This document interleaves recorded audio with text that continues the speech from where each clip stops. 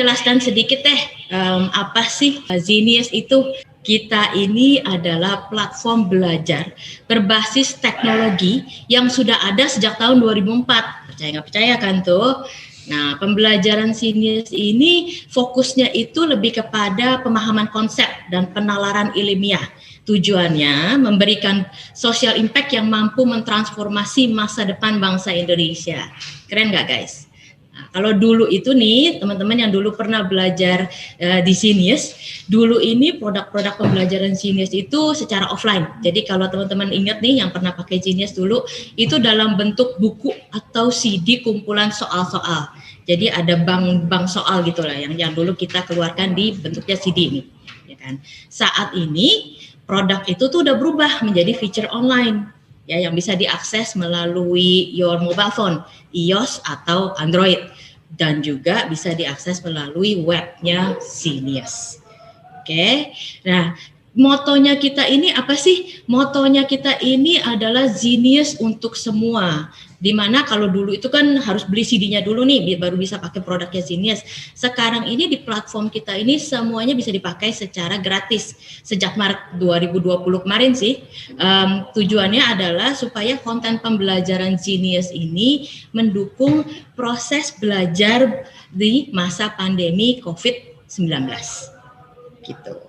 Oke, saat ini Zenius sudah memiliki lebih dari 90.000 video pembelajaran. So, teman-teman kalau misalnya masih penasaran Zenius itu apa, monggo silakan diakses melalui mobile phone atau melalui webnya juga.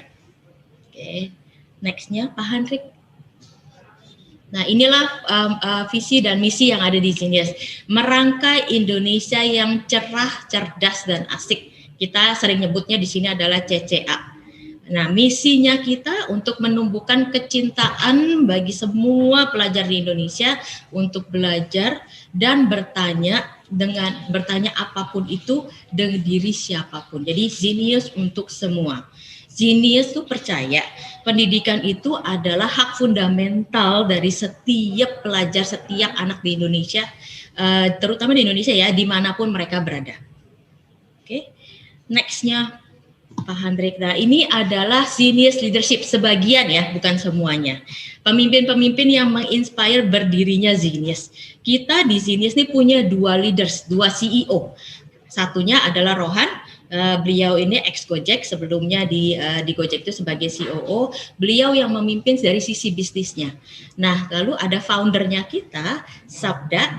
Beliau ini menjadi Chief Education Officer. Chief Education Officer itu kenapa, Paula? Apa sih bedanya dengan yang ngurusin bisnis? Jadi Sabda ini memikirkan fundamental yang harus diajarkan di sini itu apa. Oke. Lalu ada Wisnu. Wisnu ini juga salah satu co-founder kita. Beliau ini yang mikirin step-stepnya ini sebelum menjadi live videonya kita. Jadi kurikulumnya itu di sini itu harus disusun seperti apa. Lalu ada Kania sebagai Head of Content Zenpro. Zenpro itu adalah platform kita untuk mahasiswa-mahasiswa sebelum masuk ke dunia kerja. Oke.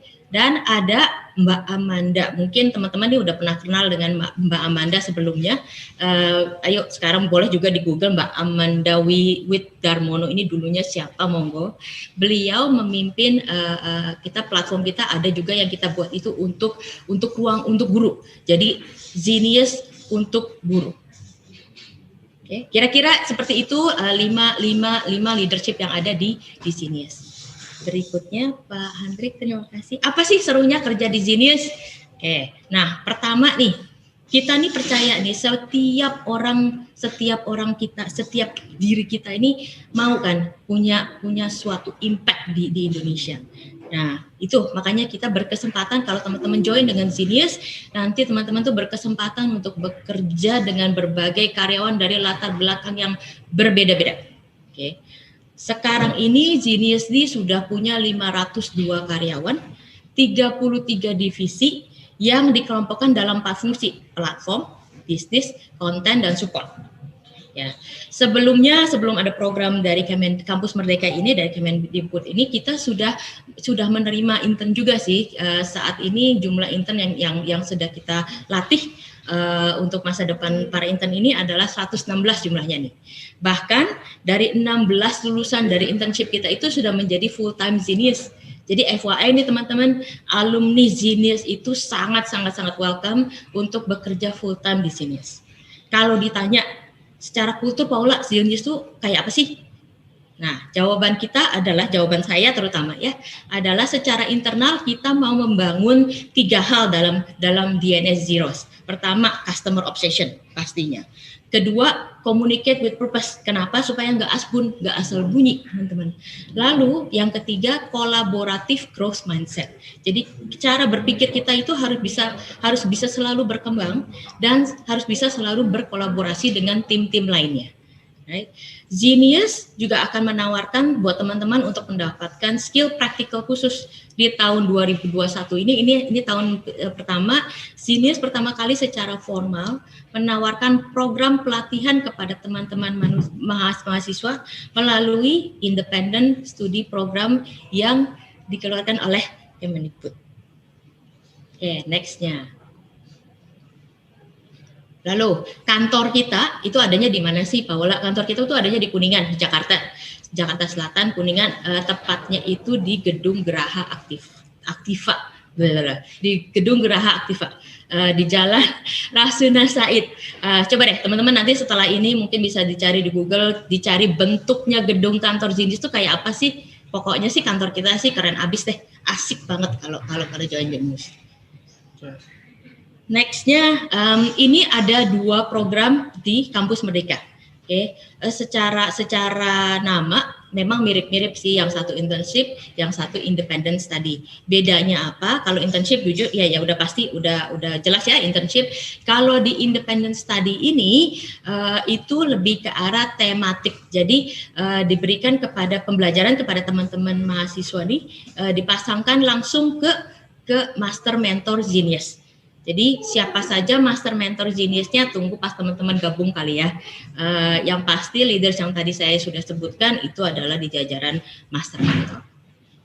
Oke, nextnya Pak Handri.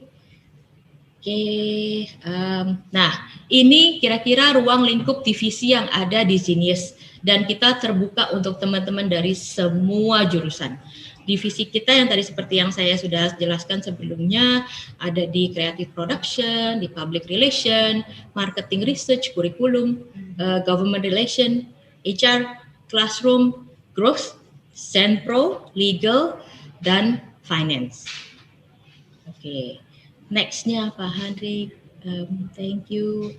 So teman-teman, mari bergabung dengan Zenius. Benefit-benefit yang apa yang didapat dari Zenius tentunya yang pertama. Yang paling penting nih, kesempatan buat teman-teman untuk dapat andil dalam memberikan social impact di dunia pendidikan. Kedua, ya uang saku, nah ya itu udah jelas ya. Yang ketiga, mentoring dan coaching selama 1 semester dengan master tutors. Yang keempat, magang bisa remote dari manapun, tapi kalau mau datang ke kantor juga monggo, kita welcome.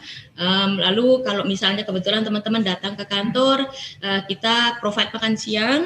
Dan tentunya yang terakhir tapi not the least adalah teman-teman pasti akan tahu seasik apa sih event-event yang ada di Zenius. Oke. Nextnya Pak Hendrik, ini kira-kira adalah program proses penerimaan internship di Zenius, dimulai dari seleksi administratif, itu datangnya dari HR, lalu setelah itu bagi teman-teman yang terpilih dari proses administratif, kita akan kirimkan logic dan reading test untuk teman-teman yang menjadi yang meng-apply terutama ya calon creative production itu ada tes tambahan namanya tes skill dan keterampilan. Setelah itu wawancara dengan timnya saya, tim HR, lalu wawancara dengan PIC dari setiap divisi, dan setelah itu ada pengumuman penerimaan. Nextnya Pak Hendrik. Oke, kalau untuk teman-teman yang mau ikut program Initiation Independence Study, prosesnya sedikit lebih simple. Again, dimulai dari seleksi administratif, itu dimulai dari tim HR, lalu ada logic dan reading test. Nah, kita skip berarti interview dari tim HR. Teman-teman hanya harus mensubmit video berdurasi 1-2 menit untuk memperkenalkan siapa sih teman-teman ini. Lalu setelah itu baru pengumuman penerimaan. Oke. Nextnya ini timeline dari hiring proses kita dimulai dari sekarang pada saat ini aplikasi Kemendikbud platform itu sudah buka untuk pendaftaran. Monggo teman-teman silakan mendaftar ke Genius ya, jangan lupa. Lalu dari posisi 15 sampai 18 Juli kita ada fundamental skill test, juga ada logic and logic testnya itu ya, yang tes awalnya. Lalu dari periode 19 sampai 26 Juli ada interview dengan HR dan user interview.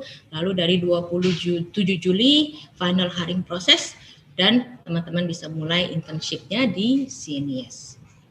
Untuk program initiation independent study-nya Pak Hendrik, next. Thank you. Sebelumnya Pak Hendrik.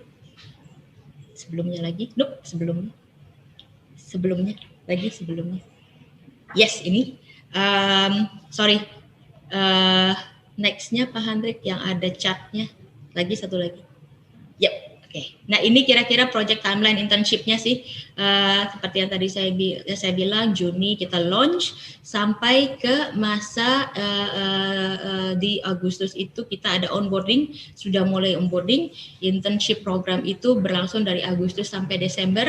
Lalu ada checkpoint-nya, either itu dengan saya atau dengan teman-teman di HR-nya. Itu cuma mau tahu aja gimana sih, apa sih yang bisa kita tingkatkan dari sisi prosesnya, cocok nggak dengan mentornya, ada yang teman-teman mau belajar lebih lanjut apa tidak, seperti itu. Lalu evaluasinya itu ada di akhir Desember. Nextnya Pak Hendrik. Oke, kalau untuk independent study, seperti yang tadi saya jelaskan, lebih singkat prosesnya, tapi program pembelajarannya sedikit lebih panjang. Kita mulai dari launching, pendaftaran, masa seleksi, onboarding tetap semuanya mulai di Agustus. Lalu selama independent study program itu berlangsung sampai akhir Desember, di Januari ada final project, lalu ada ujian sertifikasi di 2 minggu terakhir di Januari. Oke.